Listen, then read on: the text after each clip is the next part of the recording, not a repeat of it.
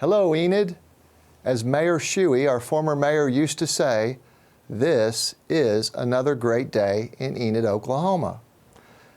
Today I wanted to just share a few thoughts with you, and I wanted to call this segment something like Freestylin with the City Manager, because I just wanted to come in here and just talk about a few things of interest to you that are on my mind and in my thoughts.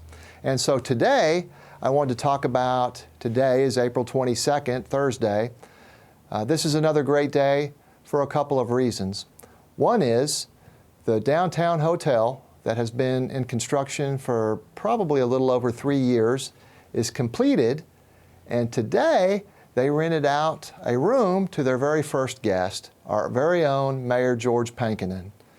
And the mayor checked in just earlier today. He's going to spend a night down there with his wife, and I can tell you from being in the hotel, it is beautiful, it's fantastic, it's a difference maker downtown. I think that you need to come out and take a look at it, and feel free to stay there. The new owner, Pervish Katari, and his wife Neha are wonderful new additions to the community. They've come to us from Colorado, and they're going to move here to Enid, Oklahoma. And Pervish tells me he's planning to bring his parents, and he's coming here to own and operate the brand new Best Western GLO Hotel in downtown Enid, Oklahoma. As you know, this hotel's been the effort of so many people. Leadership at City Hall, from Mayor Shuey, former City Manager Benson, numerous city commissioners to the current City Commission, have all had a hand in approving various iterations of hotel deals that led us to where we are today.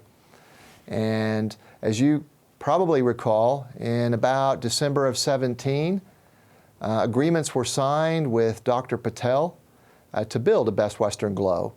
And it's taken till now for various reasons to get her built, but it's beautiful. They're booking rooms now. You can go online and stay down there. We know it's going to be wildly successful.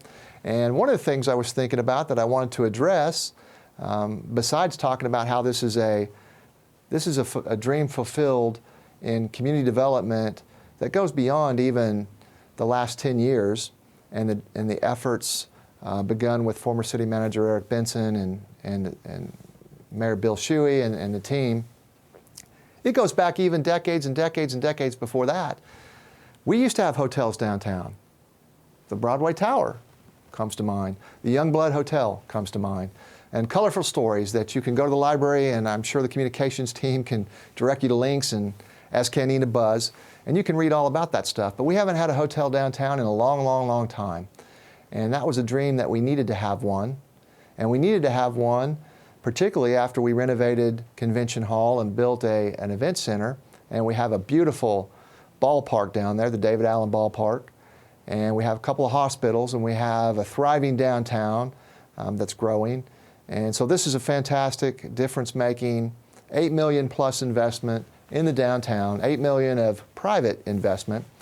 So I just wanted to talk about that and not underestimate the impact and the effort.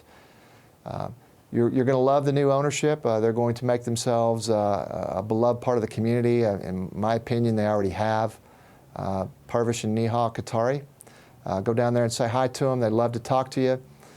Pervish is a problem solver. He's been an executive in large Fortune 500 companies, and his ownership group and his family has owned hotels before. And he took a liking to this one in downtown Enid, Oklahoma, so we're so fortunate. But one of the things I know that's on the mind of people is the city's given a 40% room rate guarantee. I can always say with confidence and tell the City Commission, who I believe knows this already, and tell the public, the city is likely to never ever pay on this 40% room rate guarantee. It's calculated on an annual basis, not just a monthly basis. And so I just wanted to say a few reassuring things to folks as we recently transferred that hotel room rate guarantee to Pervish Katari's company as he bought the hotel. But even Pervish knows, as did Hasu and Dr. Patel before, the city's never going to pay on that because that hotel's always going to be more than 40% full. And how I know that is because every month we at the city see a report of all the hotel room occupancy in the city, all of it. So it's all the hotels out west, including the Candlewood out east, and we see them all. And all of them collectively have never been below 40% for a year since we've been watching these reports, which has been back to 2016 and before, so 2015 and before. Even last year, in a year of COVID, when we had shutdowns and a month or more when businesses were told to close, occupancy for the city was still over 40%. 40%. This hotel is the newest hotel in town. It's going to be wildly popular. Again, if you haven't seen it, walk into the lobby, look through those windows. It's what's going downtown. Ask Purvish or his staff, Encore and Radhika, to show them around. They'd love to show you if you want to look at a room and look out a window. And better yet, go down there and book a room. Stay down there. I live here in Enid too. I'm going to do the same thing tomorrow night. The mayor and his wife Melody have booked a room tonight. They're going to have an outstanding experience tomorrow night. My wife Denise and I and our in-laws are going to stay down there. And then we're going to go watch a basketball game and watch the undefeated Enid Outlaws play whoever they're playing. That'll be fun. And we're going to go eat downtown somewhere at one of the fine restaurants. And then we're probably going to sleep in the next morning, get up, drink some coffee, eat a hot breakfast, and probably chit-chat with Purvish in the lobby and just think about how 2021 is shaping out to be a fantastic year for Enid. So I wanted to share those thoughts with you today. I know it's been on your mind. And the 40% room rate guarantee, I'm very confident that the city will never, likely never, ever pay on that because, again, it's calculated on an annual basis. So please tell all your friends, particularly the ones that are saying we shouldn't have done that at the city, because we should have done it. And here's why we should have done it. If the city wanted to have a hotel down there, the city tried to get a hotel down there, and the only way you can get a hotel down there is to get somebody to build it, because the city's not going to build a hotel. And nobody would build a hotel down there without incentives. So that's how you have and get progress sometimes, is you give incentives. And from my perspective as your city manager, and I think from Mayor Pankinen's perspective and the City Commission's perspective, when you give an incentive that helps a developer do something, but you actually know you're never even going to pay on it, that's about the best kind of incentive, if you have to give one, is one that you're never going to have to give, because it gets them to do what you wanted them to do, which is build a hotel downtown, which we all benefit from. So anyway, that's a whole lot of talk about stuff that some of you may be concerned about, some of you won't, some of you probably don't know or care about, because I think what you're going to be excited about is when you go down there and see it. It's fantastic. So please go spend some money, or just, you don't have to spend money, just look around, and you'll be impressed. Hey, the other thing I wanted to talk about today was some signage we put up out at Cleveland between Chestnut and the railroad tracks.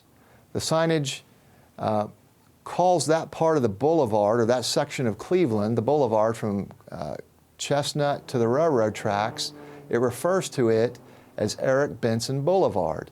That's an honorary name, so it's honorary signage. There's nobody's street address is actually changing. The 911 is not changing, the 911 address, no delivery addresses, no physical addresses.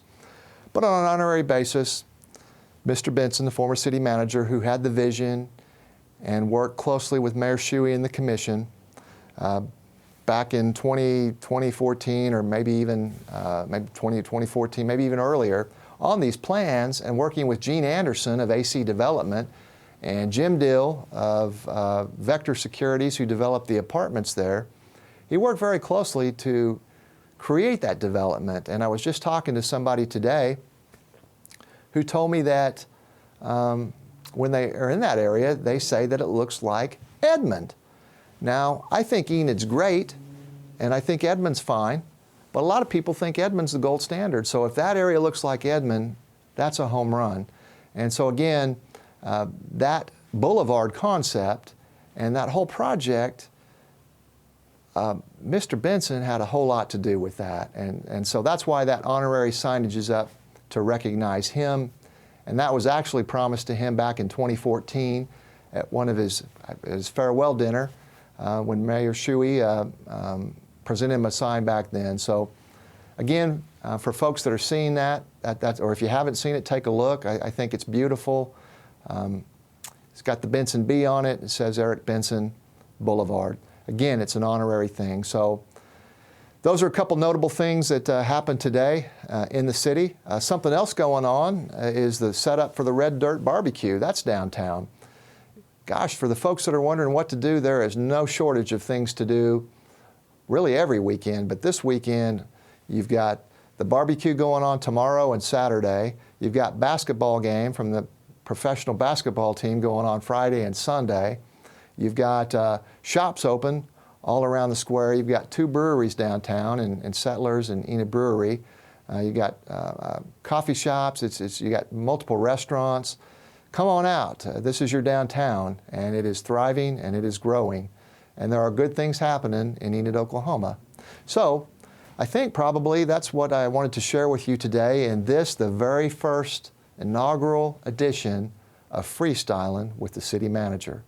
Hey, I'll see you around Enid. If you have any questions for me, feel free to always reach out to my email, jgilbert@enid.org, and you can always call me at my office, 616-7245, or come and see me. So I look forward to seeing you out in the community, and I look forward to seeing you this weekend at some of these great activities in the city. See ya.